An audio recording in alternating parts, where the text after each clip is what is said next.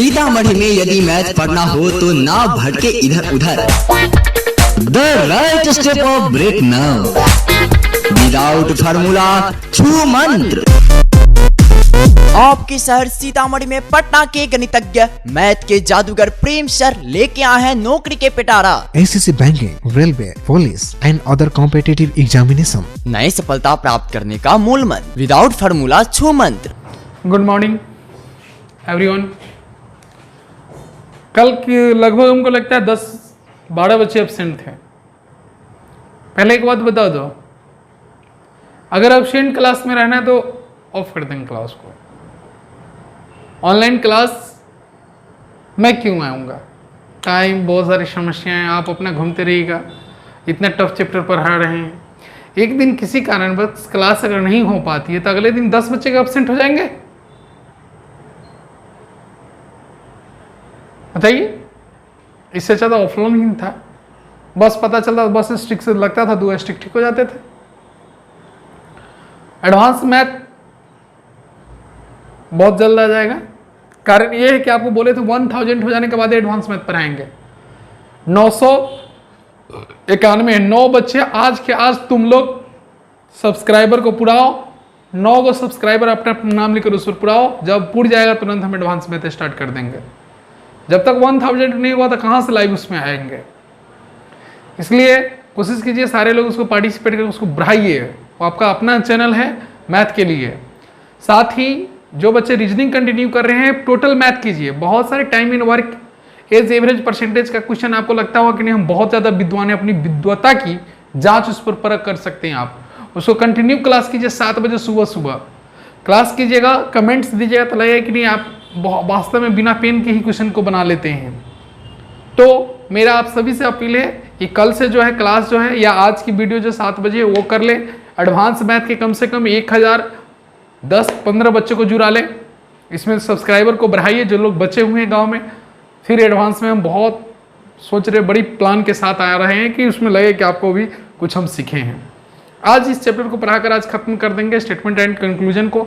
इसके बाद बहुत सारे टफ चैप्टर आसान है, तो कुछ ऐसा चैप्टर पढ़ाएंगे जिसमें आप काफ़ी एंजॉय कीजिएगा। सीरीज वाला क्वेश्चन सब आता है, जो सीरीज टफ लगता रहता है, सीरीज वाला क्वेश्चन हम पढ़ाएंगे कल के क्लास में।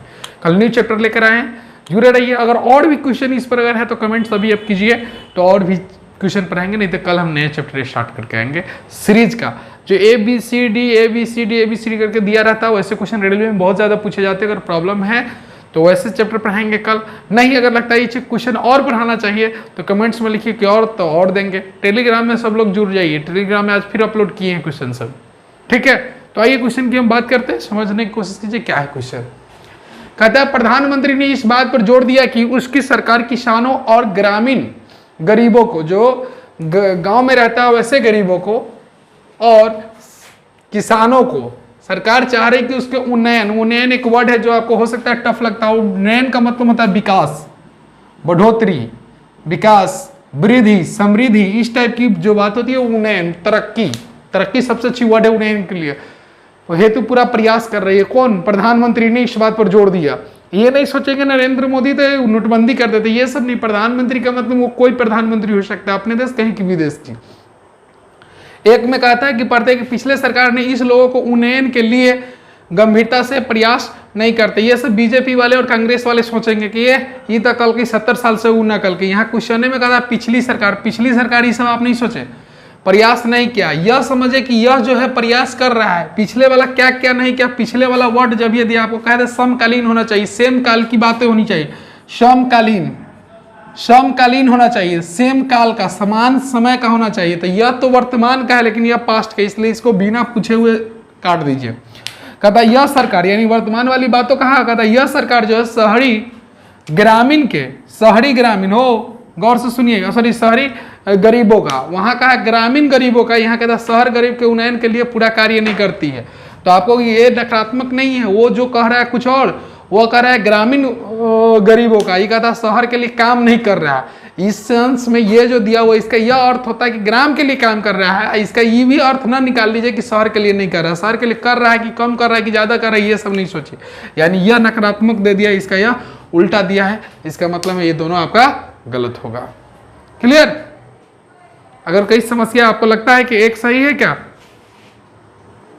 इसमें आप जरा सा रिस्क लें कि क्या सही और क्या गलत है।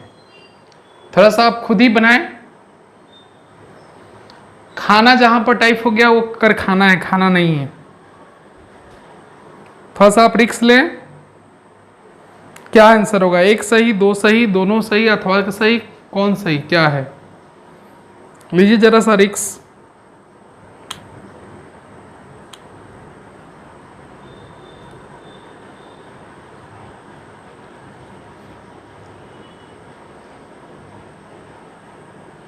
दीजिए, एक दो लोग कम से कम आंसर दीजिए। आज ज़्यादा डिस्कस नहीं करेंगे, ज़्यादा आपसे आंसर लेना चाहेंगे कि हमारे पढ़ाने के बाद आपके क्या क्या आंसर आ रहे हैं।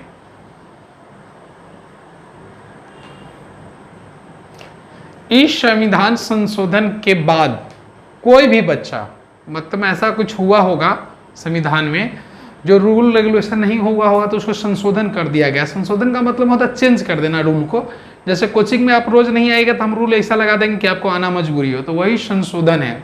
संशोधन का मतलब है कि पुराना जिस समय बना था उस समय ठीक था, लेकिन अब है तो उसको संशोधन करके उसको बदल दिया जाता है। इस संविधान संशोधन के बाद कोई भी समझते हैं ना, कोई मतलब सबके लिए होता है, सिखा दिए थे। कोई भी बच्चा जो 14 वर्ष की आयु से कम हो, अब 14 वर्ष से कम हो तो ये नहीं 14 के बराबर मान लेंगे, 14 से बड़ा मान लेंगे,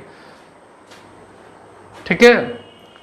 कहता है जो 14 वर्ष की आयु से कम हो, किसी फैक्ट्री की या खाना नहीं पढ़ना है, कारखाना है, कारखाना या था नहीं है, या है, कारखाना या अन्य खतरपूर्ण रोजगार में नहीं लगाए जाएंगे। खतरेपूर्ण रोजगार में मतलब कि कहीं पर भी 14 साल की उम्र, 14 वर्ष की आयु से कम वाला को, 14 से छोटा बच्चा होगा उसको नहीं लगाना है। क्लियर।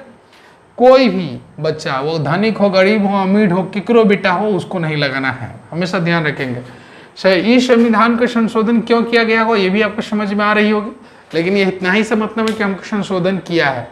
संशोधन करके क्योंकि बच्चे पढ़ नहीं रहेंगे, इसका वास्तविकता हम लोग अगर मूल्यांकन करें तो क्या होगा कि पहले क्या है कि अमीर लोग गरीब बच्चे के काम करवाते तो उसको शिक्षा दीक्षा नहीं मिल पाता, रोज वो गरीब के गरीबी रह जाता था। तो संविधान में इसमें संशोधन कर दिया कि 14 साल से कम बच्चा को खटवाना ही नहीं है। रहेगा तो घर में माँ बाप का खाएगा, कोई काम से नहीं करवाते क्या वो पढ़ाई लिखाई करेगा, शिक्षित हो जाएगा। कहता है इस संविधान संशोधन से पहले, हाँ बिल्कुल ठीक है, पहले 14 साल की आयु के नीचे के बच्चे की फैक्ट्री या खाने में काम करने के लिए लगाया जाता था। क्या आपको लगता है ये सही है या गलत है? आप ऐसा कह सकते हैं सर ये तो पिछले साल की बात है, ये तो वर्तमान का है। तो भाई संशोधन जो होता है कब होता है? पिछले ही साल के चलते नहीं इस बार होता है संशोधन। तो यह आपका क्या है, बिल्कुल आपको समझ में भी आ गया कि सही है। यह जो बात है लगता है पिछले का है, लेकिन इस पिछले ही के रूल गलत होने के चलते नहीं इस बार संशोधन होगा। तो यह दोनों समकालीन है। कैसा समकालीन है कि इसके बाद की ये घटनाएं घटेगी। पहले ऐसा रूल था कि कोई भी आदमी काम करेगा, लेकिन ये सरकार को लगा कि नहीं हमारे यहाँ पर अशिक्षित हो रहे हैं, इसलिए इस रूल को लगा दिया। इस संशोधन से काम देने वाले संविधान का पालन करेंगे। हो इस संशोधन हुआ होगा तो क्या होगा, भारत सरकार की एक रूल आई होगी, कहा होगा कोई भी आदमी अगर कारखाना में बच्चा को पकड़ेगा तो उसको अरेस्ट कर दिया जाए, उसका लाइसेंस रद्द कर दिया जाएगा। तो कोई भी ये तो बिना आंख बंद के कुछ भी अगर कह दे कि पेट्रोल बेचना अपराध है, जब भी अगर संविधान में संशोधन हो जाता है, अगर लिख दे कि चप्पल पहनना ये कानूनन अपराध है तो आपको चप्पल भी नहीं पहनना हो, यानी कि जो वो कह देगा सबके लिए वो आपको पालन करना है, यानी कि दोनों क्या हो जाएगा सही। अब तो हमको लगता है कि हर एक बात तो आप सोचने लगे होइएगा, थोड़ा थोड़ा सा लगता होगा कि नहीं यो गलत हो जाता है, चाहे वो भी गलत हो जाता है। लेकिन अब उम्मीद हम करते हैं कि जो चीज़ आप हमसे सीखना चाह रहे थे लगभग तीनों वीडियो के बाद ये सीख चुके हैं आप। एक बात तो गौर से आप देखेंगे, कोई भी कार्य के लिए कोई आपको फोर्स करता है या जोड़ देता है तो उसके दो मेन कारण होते हैं। एक जो होते हैं ये जोड़ देकर काम करने का मतलब उसका पर्सनल फायदा, और दूसरा आपके लिए फायदा जोड़ देना। जैसे मैं आपको जोड़ देता हूँ कि चलो ना चलते हैं वहाँ मिठाई खाने के लिए, तो कहीं ना कहीं वहाँ अगर आप जाइएगा तो हमको कुछ न कुछ मिठाई या कोई न कोई हमारी बात होगी जिसके चलते हमको फायदा होगा, हम तो आपको मिठाई खिलाएंगे, लेकिन हम कोई और काम से आपको ले जाएंगे। आपको हम कहते हैं मैथ को बढ़िया से पढ़िए, या आपके माता पिता कहते हैं कि तुम रोज क्लास जाओ, जोड़ देकर कहते तुम रोज जाओ, तो इसका मतलब कहीं ना कहीं या तो वो आप पर जोर देता है तो कहीं ना आपके फायदा के लिए, या वो अपने फायदा के लिए। जोर देने का ही मतलब होता है कि ज़्यादा से ज़्यादा ध्यान को आकर्षित करा देना हो। गौर से एक बात ध्यान रखिएगा कि अगर मान लिया जाए कि एग्जाम जो है बैंक, एसएससी, रेलवे कंपटीशन का हम लोग ऑब्जेक्टिव बनाकर आते हैं, सब्जेक्टिव क्यों नहीं होता है? सब्जेक्टिव मैट्रिक का एग्जाम जब होता है, 9वां का होता है, 10वां, तो इसमें शिक्षक है दारू पीकर या मान लिया और भी वैसे ही आंख बंद करके मार देता है के ऊपर 10 नंबर, के ऊपर 5 नंबर, 6 नंबर। लेकिन ऑब्जेक्टिव में बात करें 10 गो और सही हुआ तो 10 नंबर मिलेगा, 9 गो सही हुआ 9, 8 हो, यानी कि सब्जेक्टिव और ऑब्जेक्टिव में यही अंतर है कि एक एक बीता लिखे तो मन करेगा उतना नंबर देगा, लेकिन ऑब्जेक्टिव में जितना नंबर के आप लायक रहिएगा वो, तो आपको पहले जो चलता था वो ऑब्जेक्टिव चलता था, सॉरी सब्जेक्टिव चलता था, अब ऑब्जेक्टिव हो गया था। पहले वर्णनात्मक होता था, बहुत लिखिए, और तब उसको थॉट, उनको क्या अच्छा लगता है, आपका क्या थॉट है, किताब का क्या है, उसका लॉजिक क्या है, वो नहीं समझेगा, उसको जो अच्छा लगेगा वही करेगा। तो इसको गवर्नमेंट ने क्या बंद कर दिया, ज़्यादा से ज़्यादा ऑब्जेक्टिव कर दिया। ऑब्जेक्टिव में होता है परफेक्ट पता चलता है कि 10 को में आप कितने नंबर के लायक है। तो हमेशा ध्यान रखिएगा उस संबंधित बातों को जिसको ये चर्चा किया है। कहता है वर्णनात्मक मतलब ऑब्जेक्टिव, वर्णनात्मक का मतलब होता है ऑब्जेक्टिव, मतलब एक पन्ना में लिखे वाला जवाब, ऑब्जेक्टिव एग्जाम। वर्णनात्मक परीक्षा को हटाना तथा उसके स्थान पर वस्तुनिष्ठ परीक्षा को लाने पर अधिक जोर दिया गया। क्यों? क्योंकि पहले वाला जो था जिसमें तो कुछ दोष होगा, कुछ गलतियां होती होगी, कुछ परेशानी होगी, तो बाद में कहा कि नहीं वस्तुनिष्ठ यानी कि ऑब्जेक्टिव एग्जाम लिया जाए। ईशा ऑब्जेक्टिव ये थे, ये आई गलती हो गई है, ये जो होता है आपको सब्जेक्टिव इसको बोलते हैं सब्जेक्टिव, ये होता है ऑब्जेक्टिव। ऑब्जेक्टिव ऑब्जेक्टिव जिसको रंगना रहता है ना, 1 2 B C D वाला रहता है, इसको ऑब्जेक्टिव बोलते हैं। तो ऑब्जेक्टिव एग्जाम को परीक्षा लाने के अधिक जोर दिया। क्यों? क्योंकि इसमें कहीं ना कहीं अवगुण रहा होगा, इसको हटा के ये रखेगा तो बढ़िया से बढ़िया कोई भी बच्चा क्या है उसकी पूरी माफ हो जाएगी, इसीलिए तो ये किया होगा। क्योंकि वस्तुनिष्ठ परीक्षा से वास्तविकता योग्यता की माप होता। कहता है यहाँ पर यह बात कर रहा है कि वस्तुनिष्ठ जो ऑब्जेक्टिव एग्जाम है, जो बैंक, एसएससी, रेलवे की पैटर्न है, उस पैटर्न पर पता चलता है कि किसके पास कितनी नॉलेज है। आइए यहाँ देखते हैं। कहता है विद्यार्थी की वास्तविक योग्यता का मापन अवश्य है, विद्यार्थी की वास्तविक योग्यता की माप आवश्यक है, और वर्णनात्मक परीक्षा विद्यार्थी की वास्तविक योग्यताओं का मापन नहीं कर पाता। देखिए तो दोनों में आपको कौन सा सही लगता है?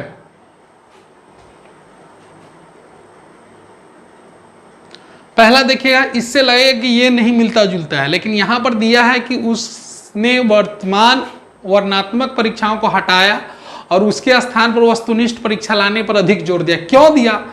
क्योंकि वस्तुनिष्ठ परीक्षा से, ऑब्जेक्टिव एग्जाम से वास्तविक योग्यता का मापना। तो यह तो लिखा है विद्यार्थियों का, विद्यार्थी मतलब कौन? जो खाली पढ़ता है, जैसे डॉक्टरों है अगर एग्जाम देता है तो विद्यार्थी है। मतलब दुनिया में कोई भी व्यक्ति अगर क्यों ना हो, वो पेशा से कुछ वजह से वकील है और जज का अगर पढ़ाई पढ़ा तो उस समय वो विद्यार्थी कहलाएगा।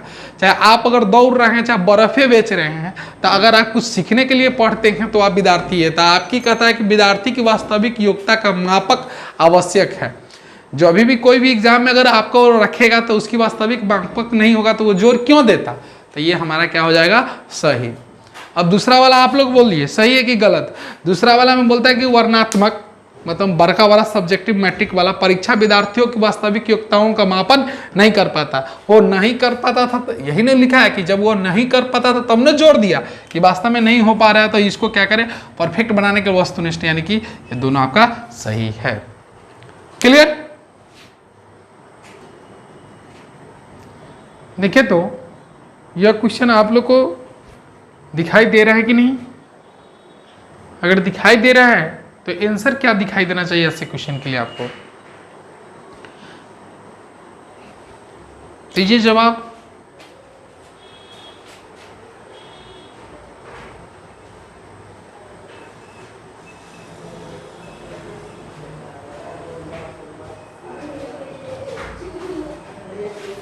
ठीक है, और लोग का जवाब आना चाहिए। दीजिए नीतीश, आपका कितना सही हो पा रहा है, क्या सीखे हमसे? अजय आप भी दीजिए, रोहन, एमडी मुजफ्फर, सचिन, सुकेश, सब लोग दीजिए। कहता है हास्य कॉमिक पुस्तकों हो, नेट से आने से पहले ये बुक खूब बिकती थी, कविता की, हंसी मजाक वाली। तो ऐसा कुछ चित्र हम लोग का नेट पर आता है जिसको हम देख के हंसते हैं। ठीक उसी तरह से ये हास्य कॉमिक था, मतलब कि कोई कहानी को पढ़ते थे जिसको हंसते थे, हंसने के लिए बनाया जाता था, तो उसको बोलते हैं हास्य पुस्तकें में चित्र होते थे। तो कुछ नाक को निकला हुआ, किसी का आँख, किसी का बाल, नाक में छेद, ऐसा उस टाइप का बना देता था, उस फिगर को देखकर हंसी लग जाए। तो यही कहता है हास्य पुस्तकों में चित्र होते थे, मतलब हंसाने के लिए कुछ ना कुछ लिख दिया रहेगा, इसके बाद ऐसे ऐसे करके ऐसे करके एना कर देगा, और यहाँ पर ऐसे कर देता था ऐसे कि यह मोटा आदमी ऐसे बोला, फिर यहाँ पर ऐसे ऐसे कर दिया था ऐसे, और यहाँ पर एक ऐसे लगा देता था कि यह व्यक्ति यह बोला। छमक छलो इस टाइप का कोई भी दिया रहता था, लिख देता था छमक छलो, ये कुछ बोलता था, ये कुछ बोलता, मतलब उसको पढ़ कर ना हंसी लगता है। यानी कि यह समझिए कि हास्य वाला में लिखता भी था और उसमें चित्रण का वर्णन करते थे कि लोग को देख कर भी हंसी निकले। पहले कहता है, इस पे गौर से देखिएगा, तीन स्टेटमेंट के, एक स्टेटमेंट के 3 कंक्लूजन दिए हुए हैं। सभी पुस्तकें, इसमें एक बात देखिए, यह जब भी अगर सभी आता है तो हमको क्या समझ में आता है कि जब ये सभी आ जाता था हमको समझ में आता है 100%। दुनिया में बुक तो बहुतों होगा, 100 होगा, 100 में से एक बुक होगा हास्य का, बाकी कहानी, कविता, इकोनॉमी, फिजिक्स, केमिस्ट्री, कुछ भी होगा। तो यहाँ तक कहा है वो खाली किसका, हास्य वाला का, लेकिन इसमें क्या लिखा, सभी पुस्तकों में चित्र होते हैं। अरे ये क्या मतलब है आपका, खत्म। अगर अभी इसको ना पढ़कर इसको पढ़ ले, हास्य पुस्तकों से भिन्न पुस्तकों, मतलब दोसर सारा बुक में भिन्न पुस्तक मुझे हास्य में नहीं है, पुस्तकों में चित्र नहीं होते। ये कहाँ कहा है किसी इसमें चित्र नहीं होता है? हमने तो ये कहा है कि उसमें चित्र होता है, इसमें होता है कि नहीं होता ये तो मैंने नहीं कहा, ये तो जबरदस्ती नकारात्मक कह रहा है, ये तो ऐसे ही उड़ गया। अब इसमें आप लोग अगर बता दीजिएगा कि सही है कि गलत है तो हम जान जाएंगे कि आप लोग को कंसेप्ट जो है एकदम बैठ रहा है। तो बताइए तो क्या आंसर होगा, एक सही है कि गलत। कहता पुस्तकों में चित्र हो भी सकते हैं या नहीं भी हो सकता है। देखिएगा गौर से, जैसे मैं अगर लिखता था पुस्तकों में चित्र होता है और नहीं भी होता है, तो यह हो जाता है गलत। होता भी है और नहीं भी होता है, दोनों अलग अलग बात है, लगता है सेम है। हो भी सकता है और न भी हो सकता है।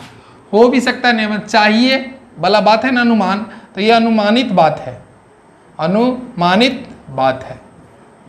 तो यह कह रहा है कि हास्य पुस्तक में चित्र होता है, तो यह तो सब पुस्तक की बात करता है। तो इसका मतलब क्या कि हास्य जो पुस्तक है उसमें फिगर होता होगा, अब बाकी जो होगा उसमें हो भी सकता है नहीं भी हो सकता है।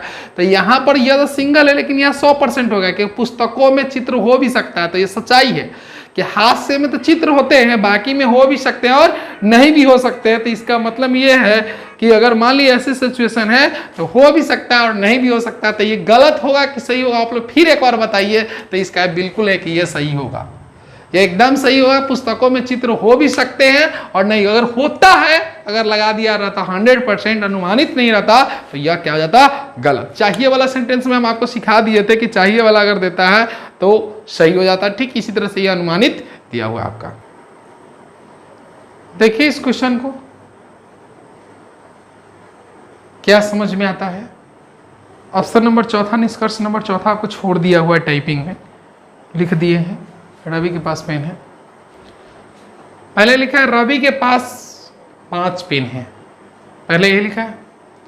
कक्षा में और किसी के पास 5 पेन नहीं है। हो या डिस्कस से आप समझ लीजिए कि एक रवि होगा तो उसके पास पहले कह दिया कि रवि के पास 5 पेन है, ठीक है। और कक्षा में और किसी के पास, मतलब कोई भी बच्चे के पास 5 गो पेन नहीं है। इसका मतलब यह है कि 3 गो, 4 गो, 2 गो, 1 गो होगा, लेकिन 5 गो पेन किसी के पास नहीं होगा। सिर्फ रवि के पास 5 गो पेन है, बाकी किसी के पास नहीं है। कक्षा में सभी विद्यार्थी के पास पेन है। हो 5 गो पेन उसका है, बाकी के पास ऐसा भी तो होगा कि एक 2 गो, किसी के एक भी पेन नहीं हो, लेकिन यह कह रहा है कि सभी विद्यार्थी के पास पेन है। तो ये आपको लग रहा है कि वही 100% बराबर है। यहाँ रवि एक आदमी का चर्चा किया है और बोला है किसी के पास पेन नहीं है कक्षा में, और किसी के पास 5 गो पेन नहीं है। यहाँ का सब विद्यार्थी के पास है, तो इसका मतलब क्या, कोई ऐसा भी विद्यार्थी भी तो हो सकता है जिसके पास एक हो, दो हो, किसी के पास एक भी नहीं हो, तो यह आपका गड़बड़ है। कक्षा में विद्यार्थी के 5-5 पेन है, ये तो कहियो नहीं समझ में आपको आएगा। 5-5 को पेन, तो क्वेश्चन ने एकदम इसका नेगेटिव दे दिया, इसका ठीक उल्टा दे दिया, तो कुछ नहीं है। कुछ विद्यार्थी के पास 5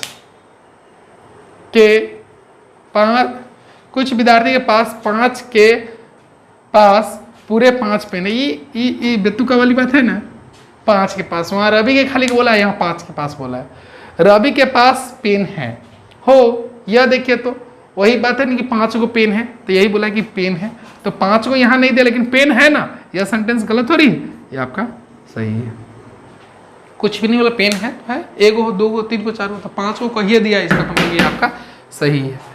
अब बताइए, ऐसे ही हम पढ़ाते ही चले कि कुछ आपको समझ में आ भी रहा है। और दूसरी बात है कि रेलवे के लिए सबसे ज़्यादा साइंस पोर्शन बच्चों को परेशान कर रहा है, लेकिन अब मैथ में जैसे आप सीख जाते हैं, रीजनिंग सीख जाते हैं, वहीं साइंस में बहुत न्यूमेरिकल का प्रॉब्लम हो रहा है। तो अगर आप लोग अगर इच्छा जाहिर करेंगे, अभी जो बच्चे बैठे हुए हैं, चाहे होटल मैनेजमेंट हो, ITI वाला हो, पॉलिटेक्निक वाले हो, या होटल ये क्या बोलते हैं रेलवे वाले, जो भी तुम लोग जुड़े हो, अगर तुम लोग कहोगे तो मैं सोच रहा था कि फिजिक्स का न्यूमेरिकल पढ़ाना शुरू करें मैथ के जादूगर चैनल पर। अभी आप प्रेम सर कैंपस पर देख रहे हैं, और मैथ के जादूगर पर जब ही मारिएगा तो रीजनिंग के सॉरी उस पर हम मैथ पढ़ाएंगे, लेकिन हम चाह रहे हैं कि एडवांस मैथ के साथ साथ उस पर फिजिक्स से स्टार्ट करें, कैसा रहेगा, और उसमें खास करके न्यूमेरिकल बर्डन दें कि आपको न्यूमेरिकल जो है मैथ की भाषा में समझ में आएगा। हम खुद आ जाएं या कोई और भी शिक्षक आ जाए या मेरे स्टूडेंट आ जाए, तो ऐसा कल करते हैं ना, कल से थोड़ा सा आकर देखिए ना, अगर फीडबैक अगर अच्छा लगेगा तो चलेगा फिजिक्स, नहीं तो बंद कर दिया जाए। मैं चाह रहा था कि आप लोग घर पे बैठे हुए हैं, लॉकडाउन कहीं बढ़ गई तो और परेशानी है, तो फिजिक्स कल से करिए ना का। और आप लोग को अगर इच्छा है तो कहिएगा तो करेंगे स्टार्ट, में तो छोड़ देंगे, क्योंकि आप ही लोग उसको पार्टिसिपेट करेंगे। जब व्यूअर नहीं मिलेगा तो कोई क्यों पढ़ाएगा। तो कल याद रखिए 8 बजे लेकर हम आते हैं, ठीक है, फिजिक्स का न्यूमेरिकल। आइए, और एडवांस मैथ हम स्टार्ट करेंगे। एडवांस मैथ के लिए मत सोचिए कि एडवांस मैथ क्यों छोड़े हुए हैं, उसमें 1000 मैंने आपको कमिटमेंट किया था, तो 1000 भी पूर गया था, लेकिन 10 को सिर्फ यूट्यूब वाला 10 को 15 को फिर कम कर दिया, 970 बच्चे आ गए थे उस पर। इसके बाद कम करते करते 926 आ गया, फिर धीरे धीरे थोड़ा सा इस पर जोर लगा दीजिए कि अब एडवांस आएगा तो फिर लौट कर नहीं जाएगा। और सोच रहे थे कि ज़्यादा अगर पढ़ाने लगते हैं तो अल्टरनेट कर दे एडवांस, लेकिन हमको लगता है कि नहीं, कंटिन्यू रहेगा तो कहीं ना कहीं इन्जॉय कीजिएगा आप, तो कंटिन्यू करते हैं। फिर जिस दिन लगे कि ज़्यादा हो गया है तो सप्ताह में 4 दिन या 3 दिन करेंगे। लेकिन आप लोग अगर खूब मेहनत कीजिएगा, जवाब दीजिएगा और पढ़ाएंगे, तो आपको पता है नहीं किस ढंग से पढ़ाएंगे। लगा कि हाँ एडवांस भी रीजनिंग का सर क्लियर कर दी। इस चैप्टर को भी वो लोग बहुत टफ समझता है। देखिए कहाँ तक आप सीख पाए हमसे। बहुत ही छोटा क्वेश्चन, बहुत समझदार क्वेश्चन, और उतना ही आप समस्या का सामना कर रहे होंगे। क्वेश्चन के साथ कुछ अपना विचार विमर्श दिया जाए। खूब पढ़िए, कहाँ तक सत्य होता है, हम यही रुके हुए हैं। देखिए थोड़ा सा फास्ट में आंसर दीजिए ना, अब गलत ही देना है तो कौन अपना घर से कुछ चाहता है। कभी भी आम देखिए तो ढाठा चला देनी चाहिए। टूटकर गिर गया तो एक फल प्राप्त होगा, नहीं होगा तो अपन दल जाएगा। दल को ने अपने बाबूजी के घर से खरीद के आए थे। क्वेश्चन देखते क्लिक कर जाना चाहिए। बातें तो कान से सुनते हैं, क्वेश्चन जब यह 1 2 3 जो आंसर है हमारी क्लिक, क्वेश्चन देखते ही क्लिक कर जाना चाहिए। कौन हम नेगेटिव लगाए हों कि नहीं, नेगेटिव आपका आएगा।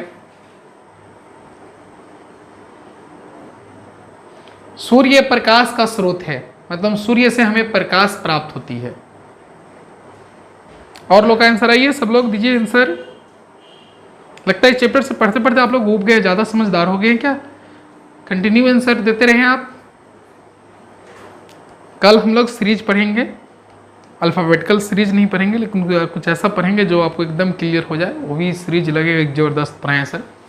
चैप्टर छोटा, 1 ही दिन का है। कल छूटा तो रास्ता टूटा आपका रेलवे का। हो सूर्य प्रकाश का स्रोत है, या कहता है सूर्य जो है प्रकाश का स्रोत है। यहां आप क्या मान लेते हैं, सिर्फ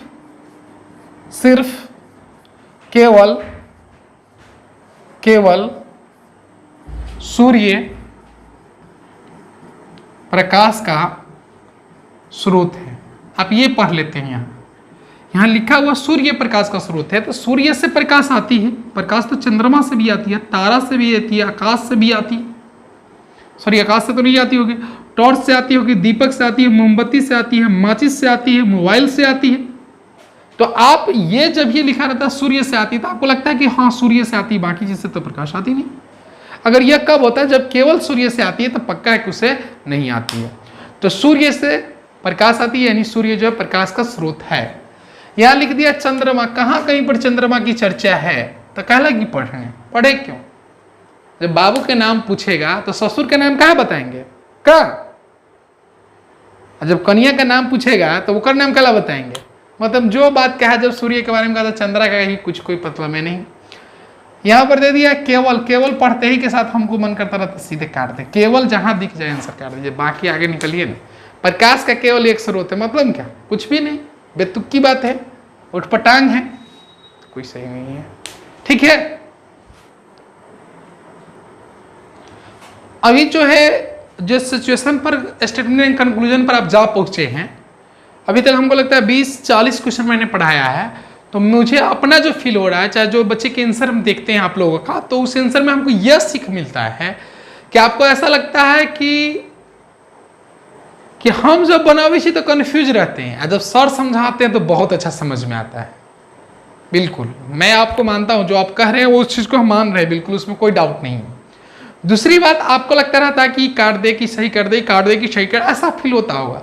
तो हमको कौन सा ऐसा फील नहीं हुआ था? हम जब पढ़े थे रीजनिंग, तो हमको भी तो यही फील हुआ था, और मैं मास्टर बन गया, वो भी रीजनिंग का। तो आप विश्वास कीजिए कि ऐसे ही फील करते करते करते करते एक रेलवे की प्रैक्टिस बुक ले लीजिए और सारे क्वेश्चन को बना डालिए। तो आप मास्टर बनना चाहिए तो अभी मास्टर बन जाइएगा, नहीं तो रेलवे के ड्राइवर तो जरूर बन जाइएगा। इसके बदौलत इसमें बच्चे कंफ्यूज होते हैं, और शुरू में लगता है कि ना समझ में आएगा, बड़ा टफ होगा, बीच में लगा कि ठीक हो गया होगा, फिर लगता है कि खराब हो गया हो, ऐसे लगता रहता है। जिस दिन जॉब हाथ में मिलती है ना, उस दिन लगता रहता है थैंक्स गॉड, कितनी मैंने मेहनत की, कितनी मैंने त्याग की, कितनी मुझे कष्ट हुई है। वो फील होगा एक दिन। अड़े रहिए, लटर फटर वाली दुनिया में मत जिए, झूठ सास ऐसा कोई नौटंकी नहीं कीजिए कि पेरेंट्स को डाउट हो जाए कि मेरे बच्चे जो है बिना काम में उलझे हुए हैं। आप लड़का हो या लड़की हो, जिस दिन पेरेंट्स को शक हो जाएंगे, उस दायरे में आ जाइएगा, उसकी वो पूरी सत्यापित करते हैं। जिस दिन सत्यापित में आइएगा तो आप किसी और के घर के आंगन की तुलसी बन जाइएगा। वो लड़का के लिए भी लड़की के लिए भी, एक बार अगर हो गया ना किसी के तुलसी के आंगन, तो समझो बड़ी समस्याएं हैं। इसलिए अभी जो हो तुम वो पौधाओं की, तुम चाहोगे तो पूरे बरगद की तरफ पूरे विशाल हो सकते हो। तुम अपने गांव में तुम अपनी प्रतिष्ठा को बढ़ा सकते हो। लेकिन तुलसी जब भी हो जाओगे तो तुलसी किसी की आंगन की हो जाती है, दूसरे को छाया नहीं दे सकती है, दूसरे को कुछ सुख नहीं देती है। इसलिए किसी तुलसी की छाया करना बने, बनना है तो बरगद बने, पूरे जिलों को देखे, पूरे गांव को देखे, किसी ऑफिसर रेंज में चले जाए। वो मेरी आपके लिए ईश्वर से हमें दुआ है। और तुम लोग इतनी मेहनत करो कि लगे कि नहीं ये प्रेम सर छाप है, बच्चे को कहता है कि प्रेम सर छाप है, तो आप उस छाप में ढले रहें, रंगे रहें, ज़्यादा बढ़िया। जैसे हमें दुनिया कहती है रविश कॉमर्स का ये छाप है। चलिए, अच्छा लगा, आइए अगले क्वेश्चन की तरफ में। यह जो क्वेश्चन दिखा जा रहा है, जो अभी तक जितना हम पढ़ाए ना उससे अलग है, लेकिन यह रेलवे के लिए, रेलवे ही डिपार्टमेंट का क्वेश्चन भी है और रेलवे के लिए VVI है। रेलवे के प्लेटफॉर्म का बुक प्रैक्टिस कीजिए ना, तो खाली ऐसा ही लिखा रहेगा, दावा ए कारक छूट गया है, आर कारक होगा, कारक के रूप में दो कथन दिए गए हैं। इसका मतलब क्या होता है? यह दावा करेगा, कारण यह होगा। तो ए में जो होगा, ए वाला को पढ़ना है कि दावा करे, मतलब दावा कहते हैं कि तुमने 5,000 रुपया अभी तक रख लिया है, चाहे तुम 5,000 रुपया हमको नहीं दिया है, कारण कि हम तुमको प्रेम सर का असाइनमेंट नहीं दिए। तो यही बात है, यह दावा है, मतलब यह दावा करेगा, कौन कारण से दावा करेगा ये है। तो इसमें देखना है, उसी तरह से कथन की तरह से बनेगा, लेकिन इसमें यही चीज रखे, ए को कथन मानना है, दावा मानना है। कभी कभी भी उल्टा कर देगा, कहेगा ये लेकिन ये दे देगा ये में, ये दे देगा ये में, तो दोनों गलत हो जाता है। पहले एक बात बताते हैं, लोहा के बारे में तो आप नहीं जानते हो, लकड़ी के बारे में जानेंगे। लकड़ी जो है, लकड़ी वर्षा ऋतु में अगर उस पर पानी पड़ जाता है तो वो थोड़ा फैल जाता है, मतलब कि देखिए गेट की मारी सब टाइट हो जाएगा, जल्दी नहीं खुलेगा। जब सूख जाता है तो गर्मी के चलते सिकुड़ जाता है। लेकिन लोहा में उल्टा होता है, लोहा में ज़्यादा हीट अगर दीजिएगा, गर्म कीजिएगा, तो देखिए लिभने लगता है। तो कब लिपता है कि उसकी घनत्व जो है, डेंसिटी कम हो जाती है, तो वो गर्म लोहा आग में जब पकाता है तो वो हो जाता है। तो गर्मी अगर जो जिस पर गर्मी के दिनों में लोहा थोड़ा सा वो फैल जाता है, तो रेलवे पटरी पर क्या होता है, वो थोड़ा थोड़ा कहीं कहीं पर जगह को छोड़ दिया जाता है।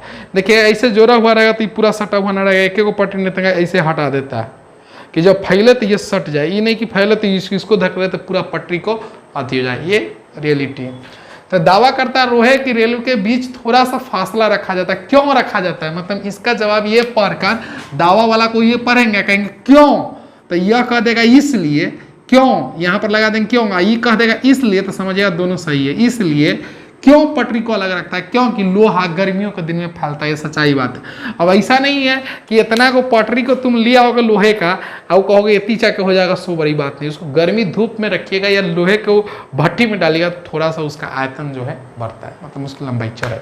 तो यह दावा सही था, और इस दावा क्यों ऐसा होता है यही कारण था, समझ में, यानी कि दोनों सही है। बताइए इस क्वेश्चन का आंसर क्या होगा।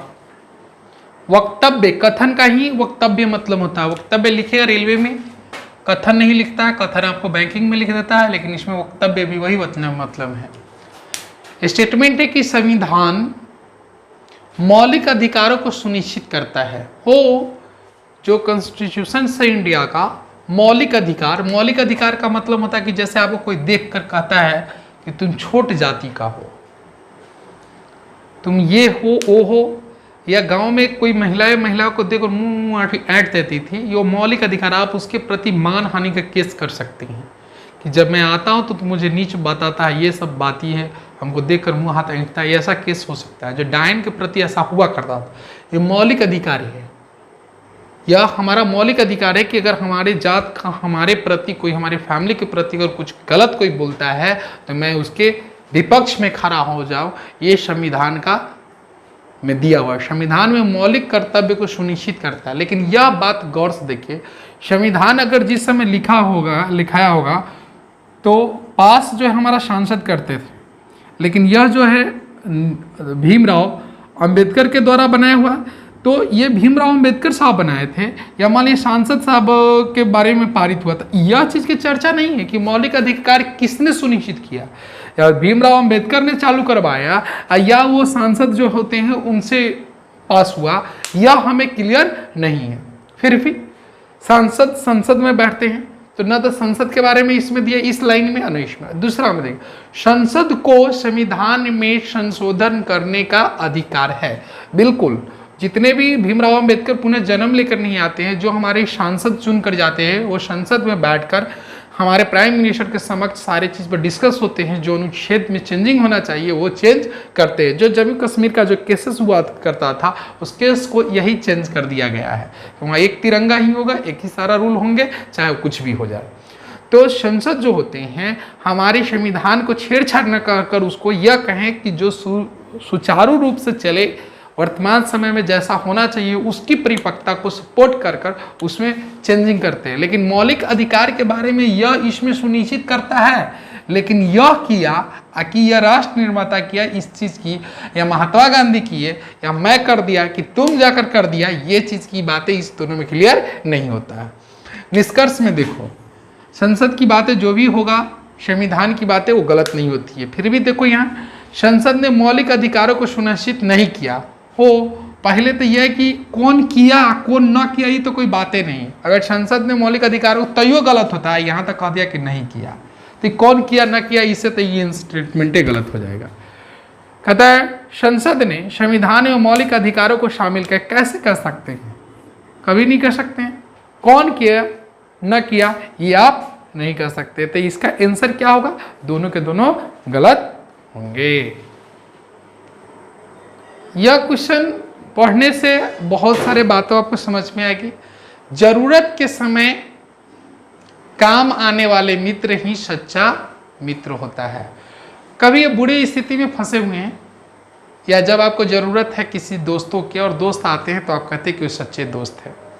जैसे लॉकडाउन है, और लॉकडाउन में आप चाह रहे थे कि कुछ पढ़ाई लिखाई हो, और हमने आपको पढ़ा रहे हैं, समझा रहे हैं, तुम घर पे बैठे रहते हो, हम सीतामढ़ी में कष्ट काटते, तो हम भी तो अच्छे दोस्त हैं, है कि नहीं? अरे छोड़ो ना, गुरु तो होता ही है, वो सब क्या है, अभी बूढ़े थोड़ी हो गए जो तुम गुरुजी कहोगे। मतलब कि कहता है क्वेश्चन में कि जरूरत के समय काम आने वाले मित्र ही सच्चे मित्र होते। अच्छा, तुम लोग का अपना भी अभी मित्र होगा जो अभी क्लास भी कर रहा है, क्लास के होंगे, घर के होंगे, गांव के होंगे, सच्चाई है ना? ठीक है, इतना ही बात सोचना है, इससे आगे पीछे मत सोच लेना। अब कहता है अच्छे समय में सभी मित्र होते हैं। क्या मतलब? अच्छे समय में, जरूरत के समय काम आने वाले मित्र ही सच्चा मित्र होते हैं, ये तो ठीक है, लेकिन अच्छे समय में सभी मित्र होते हैं मतलब अच्छा समय अगर चलता रहेगा तो दुश्मन को भी मित्र कहेंगे क्या? कभी नहीं कहेंगे। ये मतलब क्या हुआ? बुरे समय के लिखा हुआ है, यहाँ में होना चाहिए, बुरे समय में दुश्मन मित्र नहीं होते। ये मतलब क्या? बुरा समय में दोस्त तो होता ही नहीं है, दुश्मन मित्र होते नहीं होते, मतलब क्या? ये बेवकूफ़ी वाली बात है। ठीक है, अब तो बहुत लोग समझदार हो गए हो। देखिए तो इसमें कौन सा सही होगा, हम इंतजार करते हैं कितने लोग। अब ये क्वेश्चन हम 1 घंटे के बाद बताएंगे। अब तुम बताओ जल्दी जल्दी। तुम सोचता है कि जल्दी जल्दी प्रेम से बता देते हैं तो चुपे रहता है, पहले हम बता देते हैं। जाओ 1 घंटा रुको, अब तुम बनाओ अपने सब। बनाइए सब लोग।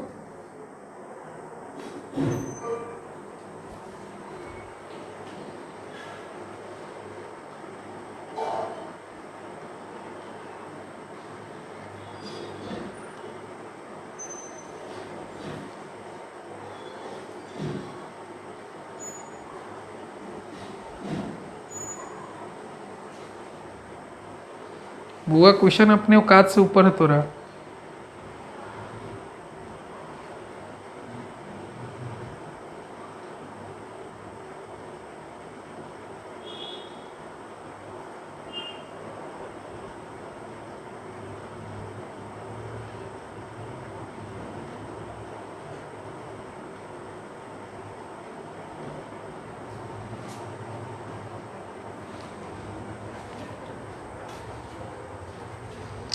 जल का कोई आकार नहीं होता, सही बात है। पानी को जैसा रंग नहीं होता, स्वादलिष्ट होता है, जैसा रखोगे वहाँ उसमें आयतन होता है। वो मेंसुरेशन मैथ की भाषा में आयतन का मतलब क्या होता है?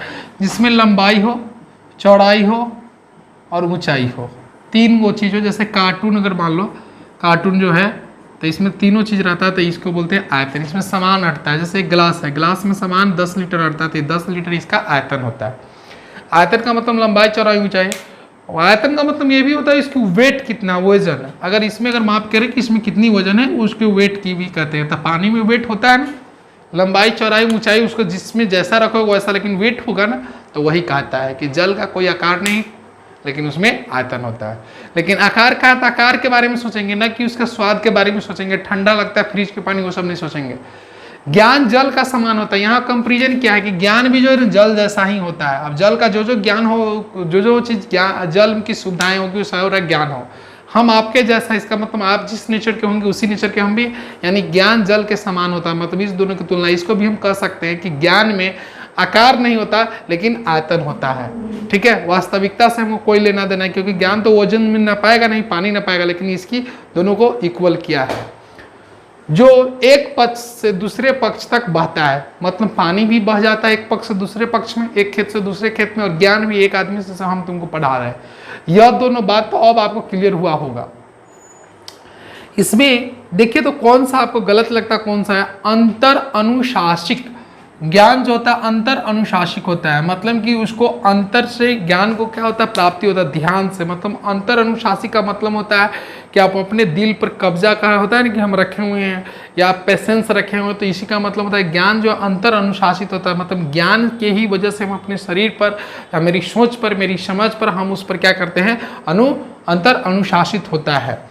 ज्ञान एक निश्चित क्षेत्र तक सीमित होता है। हो कहाँ पर ज्ञान निश्चित क्षेत्र पर सीमित, कहाँ पर कोई ऐसी चर्चा है क्या? ज्ञान तो कहा है कि एक दूसरे से बहता है, यानी कि यह जो है उल्टा हो गया, तो उल्टा जब भी होगा तो गलत होगा।